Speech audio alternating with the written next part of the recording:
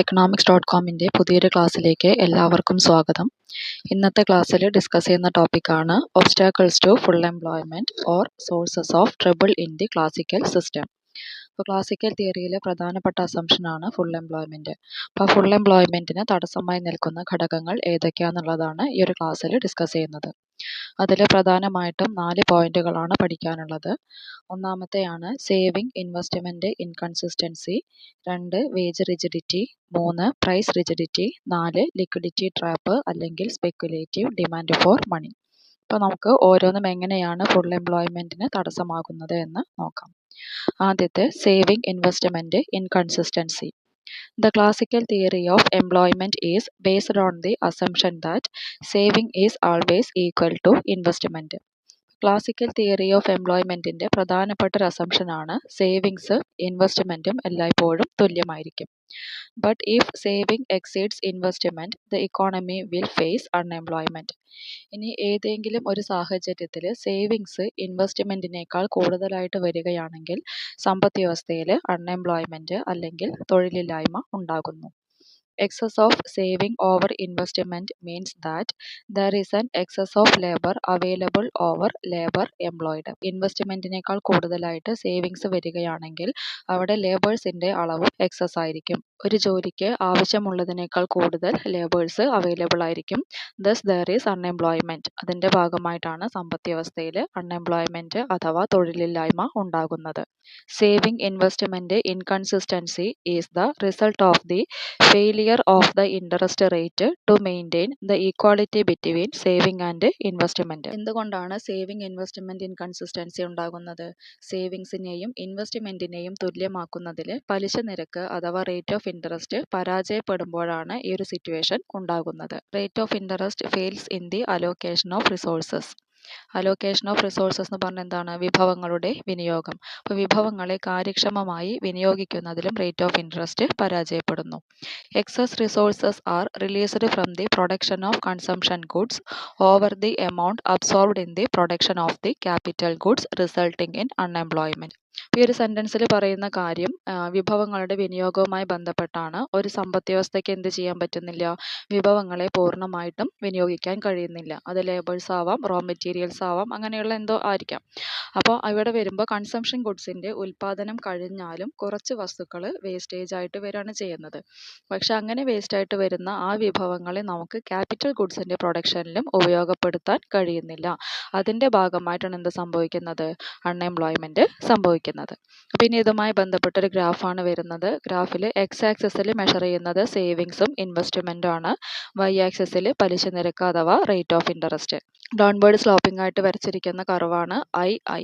അത് ഇൻവെസ്റ്റ്മെൻറ്റിനെയാണ് സൂചിപ്പിക്കുന്നത്. Upward സ്ലോപ്പിങ്ങിൽ വരച്ചിരിക്കുന്നത് S, അത് സേവിങ്സിനെയാണ് സൂചിപ്പിക്കുന്നത്. In the figure the equilibrium rate of interest is R where saving is equal to investment. അപ്പോൾ ഇവിടുത്തെ ഇക്വിലിബ്രിയത്തിലുള്ള പലിശ നിരക്ക് അഥവാ റേറ്റ് ഓഫ് ഇൻട്രസ്റ്റ് എന്ന് പറയുന്നത് ആറാണ്. വൈ ആക്സിസിൽ മാർക്ക് ചെയ്തിരിക്കുന്നു ആർ എന്നുള്ളത്. ആ പലിശ നിരക്ക് ആർ ആകുന്ന സമയത്ത് സേവിങ്സും ഇൻവെസ്റ്റ്മെൻറ്റും ഈക്വൽ ആയിരിക്കും. അപ്പോൾ സേവിങ്സ് കർവും ഇൻവെസ്റ്റ്മെൻറ്റ് കർവും അവിടെ ഈ എന്നുള്ള പോയിന്റിൽ കൂട്ടിമുട്ടുന്നു. അപ്പോൾ ഈ എന്ന് പറയുന്നത് ഒരു ഇക്വിലിബ്രിയം പോയിന്റിനെയാണ് സൂചിപ്പിക്കുന്നത്. Then at a higher rate of interest savings exceeds investment. ഇനി റേറ്റ് ഓഫ് ഇൻട്രസ്റ്റ് കൂടുതലാണെന്ന് വിചാരിക്കുക. ആറിൽ നിന്ന് R1 പോവുകയാണെങ്കിൽ ഇൻവെസ്റ്റ്മെൻറ്റിനേക്കാൾ അധികമായിട്ട് ഏത് വരും? സേവിങ്സ് വരുന്നതായിരിക്കും. The excess of saving over investment result in a deficiency of aggregate demand. Excess സേവിങ്ങിനെ കാണിക്കുന്നതാണ് എക്സ് ആക്സിസിൽ മാർക്ക് ചെയ്തിരിക്കുന്ന M1 മുതൽ M2 വരെയുള്ള ഭാഗം. അപ്പോൾ അതെന്തിൻ്റെ കാരണമാകുന്നുണ്ട്? Deficiency of aggregate demand. Aggregate demand കുറയുന്നതിന് കാരണമാകുന്നു. The result is unemployment. അപ്പോൾ ഈ അഗ്രിഗേറ്റ് ഡിമാൻഡ് കുറയുന്നതിൻ്റെ ഭാഗമായിട്ടാണ് എന്ത് സംഭവിക്കുന്നത്? സമ്പദ് വ്യവസ്ഥയിൽ അൺഎംപ്ലോയ്മെൻറ്റ് ഉണ്ടാകുന്നത്.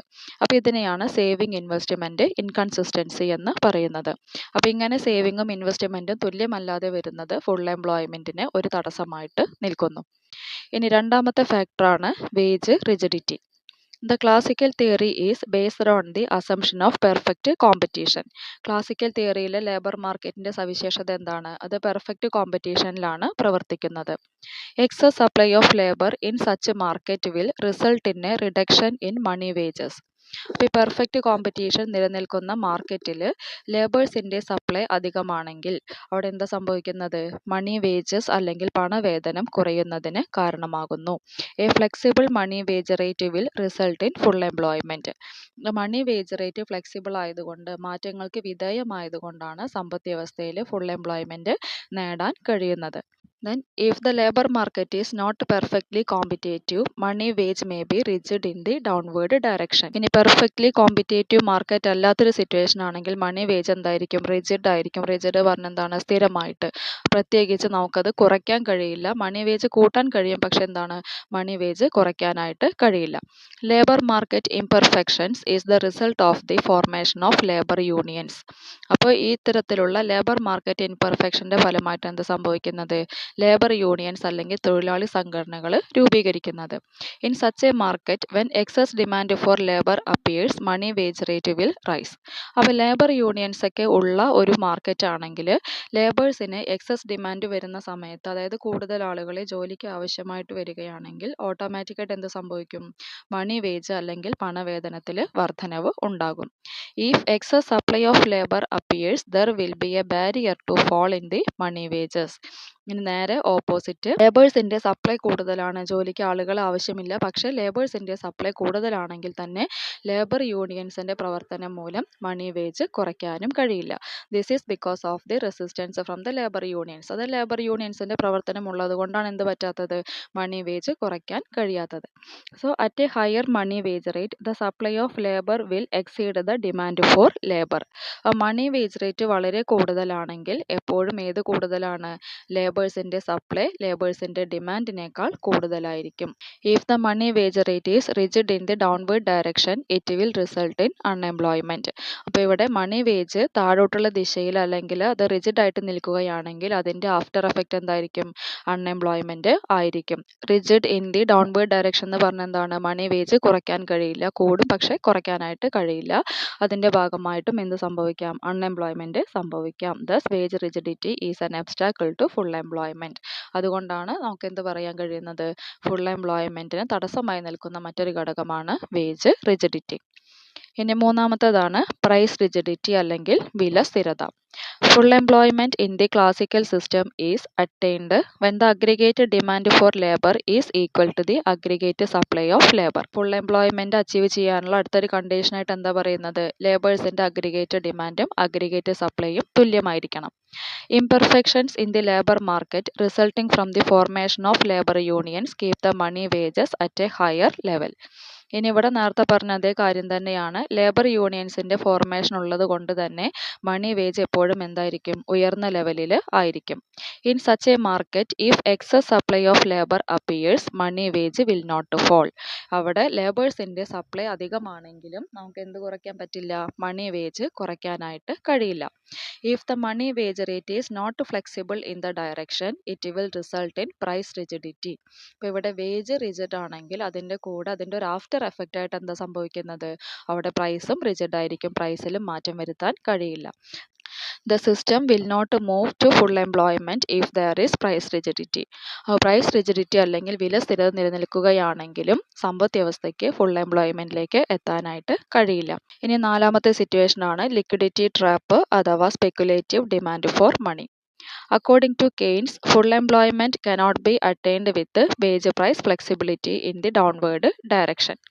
ഇപ്പോൾ ഇവിടെ ഡൗൺവേർഡ് ഡയറക്ഷനിൽ വേജും പ്രൈസും ഫ്ലെക്സിബിൾ ആണെങ്കിൽ പോലും ഫുൾ എംപ്ലോയ്മെൻറ്റ് അച്ചീവ് ചെയ്യാൻ കഴിയില്ല എന്നാണ് JM കെയ്ൻസ് പറയുന്നത്. This is because of the emergence of liquidity trap. അതിൻ്റെ കാരണമായിട്ട് പറയുന്നത് ലിക്വിഡിറ്റി ട്രാപ്പ് എന്ന സിറ്റുവേഷനാണ്. The perfectly elastic portion of the speculative demand for money function is called the liquidity trap. അതായത് പണത്തിൻ്റെ ഊഹക്കച്ചവട ചോദനമാണ് സ്പെക്കുലേറ്റീവ് ഡിമാൻഡ്. ആ ഒരു ഊഹക്കച്ചവട ചോദനത്തിൻ്റെ ഗ്രാഫ് വരയ്ക്കുന്ന സമയത്ത് ഡിമാൻഡ് കർവിൻ്റെ ഷേപ്പ് എന്താവും? ഒരു ഭാഗം കഴിഞ്ഞാൽ അത് പെർഫെക്റ്റ്ലി ഇലാസ്റ്റിക് ആയിട്ട് മാറും. ആ പെർഫെക്റ്റ്ലി ഇലാസ്റ്റിക് ആയിട്ട് മാറുന്ന ആ ഒരു ഭാഗത്തിനെയാണ് ലിക്വിഡിറ്റി ട്രാപ്പ് എന്ന് പറയുന്നത്. ഇനി ആ ഒരു സിറ്റുവേഷൻ്റെ പ്രത്യേകത എന്താണെന്ന് നോക്കാം. The rate of interest cannot be pushed down below the level set by the liquidity trap. Liquidity ട്രാപ്പിൽ എത്തുന്നൊരു റേറ്റ് ഓഫ് ഇൻട്രസ്റ്റ് ഉണ്ട്. ആ റേറ്റ് ഓഫ് ഇൻട്രസ്റ്റിൻ്റെ താഴേക്ക് പലിശ നിരക്ക് കുറയ്ക്കാനായിട്ട് കഴിയില്ല. ആ ഒരു സിറ്റുവേഷനെയാണ് ലിക്വിഡിറ്റി ട്രാപ്പ് അല്ലെങ്കിൽ ദ്രവത്വ കെണി എന്ന് നമ്മൾ പറയുന്നത്. In the theory of Keynes, an increase in the supply of money leads to an increase in the quantity of goods demanded. ഗെയിൻസിൻ്റെ തിയറിയിൽ മണി സപ്ലൈ വർദ്ധിക്കുകയാണെങ്കിൽ ഡിമാൻഡ് ചെയ്യപ്പെടുന്ന സാധനങ്ങളുടെ അളവിലും വർധനവുണ്ടാകുന്നു. This is achieved through a reduction in the rate of interest. Rate of interest കുറയ്ക്കുന്നതിലൂടെയാണ് ഇത് നേടിയെടുക്കാൻ കഴിയുന്നത്. A reduction in the rate of interest rises the quantity of capital goods demanded. പലിശ നിരക്ക് കുറയ്ക്കുകയാണെങ്കിൽ ഡിമാൻഡ് ചെയ്യപ്പെടുന്ന ക്യാപിറ്റൽ ഗുഡ്സിൻ്റെ അളവിൽ വർധനവുണ്ടാകുന്നു. This rise in the quantity of capital goods demanded is the source of the increase in total quantity of goods demanded. അപ്പോൾ ഇത്തരത്തിൽ demand ചെയ്യപ്പെടുന്ന ക്യാപിറ്റൽ ഗുഡ്സിൻ്റെ ക്വാണ്ടിറ്റി അഥവാ അളവിലുണ്ടാകുന്ന വർധനവാണ് ഡിമാൻഡ് ചെയ്യപ്പെടുന്ന ടോട്ടൽ ഗുഡ്സിൻ്റെ ക്വാണ്ടിറ്റിയിൽ വർധനവ് ഉണ്ടാക്കുന്നത്. Since the rate of interest cannot be pushed down below the level set by the liquidity trap. ഇപ്പോൾ liquidity trap set ചെയ്തിരിക്കുന്ന ലെവലിന് താഴേക്ക് റേറ്റ് ഓഫ് ഇൻട്രസ്റ്റ് കുറയ്ക്കാനായിട്ട് കഴിയില്ല. Total quantity of goods demanded will not increase. അതുകൊണ്ട് തന്നെ ഡിമാൻഡ് ചെയ്യപ്പെടുന്ന സാധനങ്ങളുടെ ടോട്ടൽ ക്വാണ്ടിറ്റി വർദ്ധിപ്പിക്കുവാനും കഴിയില്ല. The result is unemployment. അതിൻ്റെ ഭാഗമായിട്ടാണ് സമ്പദ് വ്യവസ്ഥയിൽ അൺഎംപ്ലോയ്മെൻറ്റ് ഉണ്ടാകുന്നത്. Thus liquidity trap is an obstacle to full employment. അതുകൊണ്ട് നമുക്ക് എന്ത് പറയാം? ഫുൾ എംപ്ലോയ്മെൻറ്റിനുള്ള ഒരു തടസ്സമായിട്ട് ലിക്വിഡിറ്റി ട്രാപ്പിനെ പറയാം. അപ്പോൾ ഇത്രയാണ് ഇന്നത്തെ ക്ലാസ്സിൽ ഡിസ്കസ് ചെയ്യുന്നത്. Thank you for watching.